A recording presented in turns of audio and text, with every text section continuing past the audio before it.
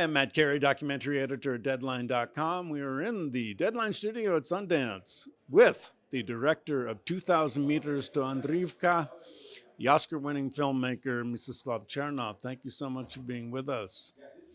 Thank you for inviting me. You pronounced it really correctly. Oh, I'm so thank you. happy. Yes. Thank you. I definitely was trying. It's important. It's important to get these place names right, as we see in your film, that there's a certain irony there in that this is about the battle to retake Andriyivka. This was seized by Russian forces. Your film documents the attempt by Ukrainian troops to retake this village. In some sense, there's nothing left to retake. It's been utterly destroyed, and yet it's an important objective. Why was Andriyivka important and worth risking lives for in terms of the Ukrainian army? What was the objective there? First and foremost, of course, Andriyivka is operation to liberate Andriyivka was part of a larger counteroffensive that was taking place across the summer of 2023. And there were many other villages, there were many other places, many other small forests that Ukrainian military was going through and liberating. And that counteroffensive was incredibly hard, but also highly anticipated by the entire world and by Ukrainian community. And that expectation of that anticipation of land being liberated, the cities, the villages being liberated, added high pressure on Ukrainian forces, but also on journalists or on filmmakers who were trying to capture that, because in the end, as you said, it's almost all of it is destroyed. So it's really a fight for symbol of a liberation. It's really fight for a name.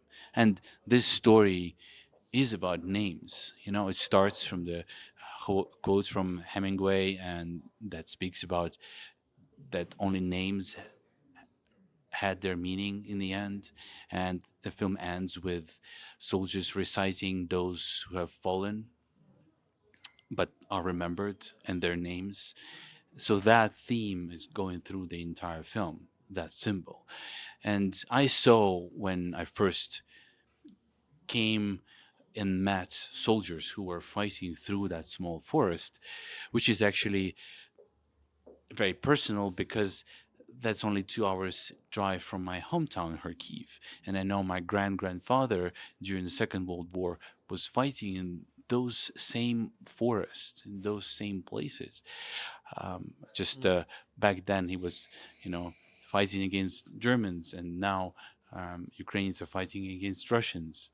So it's all these cycles of violence that are happening. And I saw in that small village and I saw in that small forest a symbol of something bigger than just a fight for a name or a village. It's probably the symbol of the entire war. It's about planting the flag. This isn't a Ukrainian village. It does not belong to Russia. And we see loss of life. There are soldiers you interviewed who would be killed later in other battles. But can you describe this strip of land? Because again, it's about this trying to cross 2,000 meters under shelling, under machine gun fire. It's just an incredible scene because the strip of land is surrounded by minefields. Yeah, and that's again the reason why it became so symbolic, because almost the entire film is happening within that thin strip of forest, which is 2,000 meters, approximately 1 mile. It's a very short strip of land, which takes them around 3 months to cross in the end, to take that village. So I like, as in 20 days, the focus was very narrow, just on the city, just to get in, zoom in into what was happening there on the ground, and to keep that perspective very narrow, to get to feel really everything, how it feels to be there. Here, the same. I keep the perspective very narrow, just in that forest. There is a certain claustrophobic feeling in it. Then you're stuck in that strip of trees that are cut by shrapnel and bombs and machine guns, and there's no way out. You cannot get out. And I think this is a metaphor for entire war. We, as Ukrainians, are stuck in this war. We can't get out because Ukraine is under attack. And of course, people are trying to defend their home, and they just can't stop this war. So it's a metaphor of the endless war. It's of a nightmare we cannot wake up from. You won the Academy Award, of course, for 20 Days in Mariupol, which was about the very beginnings of the war, one of the first cities besieged by Russia, and ultimately seized it. Enormous loss of life. Here again, you were really documenting this kind of trench warfare that, for many, will recall their knowledge of World War One. It's not that different. It's hiding in foxholes. It's trying to take 10 meters of land. It's very, very intimate. What was it like for you to be in the midst of this, where death could come at any moment? It's really scary. It's really scary, and of course, it takes a while to take that step to go in with the soldiers. But as soon as you get in, when you're there, the only way is forward, and that's also a story of characters of this film too. There is only one direction for them, and it's forward. There is no way back. And for you too, as a filmmaker, you're going along with them. If you started that journey, you just have to finish it. So I learned, I still learned a lot about myself in this year.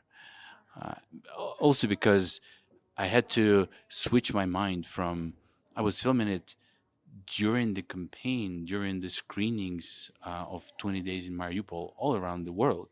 We were going around and had screenings in LA, in Europe, in New York, right? And just this contrast between two worlds and knowing that they exist very much next to each other. It would take me, say, 12 hours or 24 hours to get from the trench um, to to the to the party on the roof of LA, with a beautiful view and nice peaceful environment, and I wouldn't still be able to shake off that war from me. I would still have like a dust on me from those trenches. That it was like traveling through time, as you said, from 100 years ago, from the First World War trenches into a modern 21st century environment. And again, when I was making this film, I wanted the audience to feel that too. I wanted them to be transported and to have that feeling. For many people, I think the film, many Americans anyway, it may recall images of the Vietnam War. I mean, this strip of forest has been just, it's like sticks in the ground, and yet there's little echoes of perhaps the jungle of Vietnam to some degree, but more so that was a war that American journalists were allowed to document in very intimate ways. The Pentagon doesn't allow that anymore. What is the importance of you as a journalist and a filmmaker being there and showing what it is like for these soldiers? Oh, I feel especially now when we are entering, I think, new year and new uh, next stage of this war. Um, it's very important to show what Ukrainians feel about it, because the entire world has some kind of opinions on how this war should end, what Ukrainians should do, um, uh, what kind of land concessions should be made or not made, all these questions, right? And they're all based on say maps and numbers of casualties and just names of the villages and the cities. So I really want that behind those numbers, behind those names, there is a real people, there is a feeling that every single inch of that land matters. And without filming really up close, without being with those people in the trenches, you just can't do it. The problem is that is increasingly challenging. And not only because there is more or less access for journalists. I mean, it's not the restrictions; it's just the danger of the modern warfare is increasing. The weapons are so precise. The drones, the AI, are so deadly that you are, as a filmmaker, can't be anymore in those environments. You just can't. Like we are making a new project right now. We're working on a new project, and I suddenly realized that what we did a year ago now is impossible to do. And you note in the film that you cannot wear your vest that says the word press on it, because that's going to make you more of a target, because the Russians are really going to go after you specifically because you were reporting on this and a member of the media, which is pretty shocking. But you are embedded just along as all the other soldiers are there, and in some ways it's no different. You are armed with cameras and not weapons, other weapons, but you were right there with them. The film is world premiering at a time when we have a change of administration, of course, in the United States. We don't really know what the Trump administration policy is going to be vis-a-vis Ukraine. We have some sense based on Donald Trump's previous statements. It's also a time in which Vladimir Putin is arguably weakened to some degree. Russian forces have exited Syria when the fall of the Assad regime. However, as we know, Russians have numerical superiority. They can throw millions of people on the front potentially. Probably people don't have any choice but to fight there. What is your overall view of the war, if you care to comment on that and this critical juncture that we're at? It's really hard to say right now because I think everyone is waiting, including me, but mostly the people who I talk to in Ukraine, the soldiers, the civilians, the politicians. Everyone waits for some kind of change. Then nobody actually knows if that change is going to make things worse or better. And I think what's important for me, again, making this film, was to first to make sure that people who are making the decisions know the context as well as possible, and it's my job to provide that context as a documentary filmmaker, as a journalist, and in a way which would be without moralization, without taking sides, would be just providing those information and those and also to show that the destiny of Ukraine should be decided by Ukrainians who do have the agency. And that's what we see in a film. All people who are making a choice to fight. It's not that they are forced to do it. Every single one of the people who you see in my film are volunteering to be where they are and to be in that horror and to live or to die. And I think they deserve the attention and the agency of a choice. So yeah, I'm just trying to bring reality into a focus. Your film 20 Days in Mariupol was from the Associated Press, Frontline, and PBS, and these are your partners again on this film. Can you tell us anything you know about distribution for 2,000 meters to Andriyivka?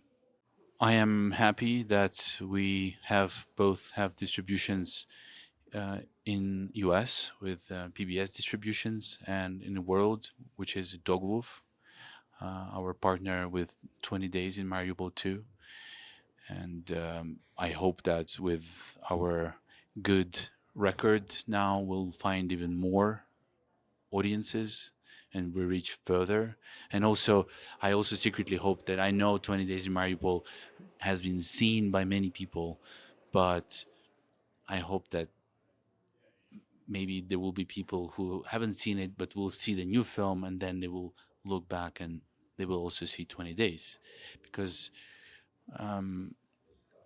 that film is also still very much urgent. You know, it didn't get old at all. They add context to each other. 20 Days in Mariupol was telling the story of civilians surviving in a war, and here we see story of soldiers. Well, both films are absolutely extraordinary and vital and incredible pieces of filmmaking. Mstislav Chernov, it's great to see you again, great to speak with you. The film is 2,000 Meters to Andriyivka, and it is playing in World Cinema Documentary Competition. Thank you and congratulations to you. Thank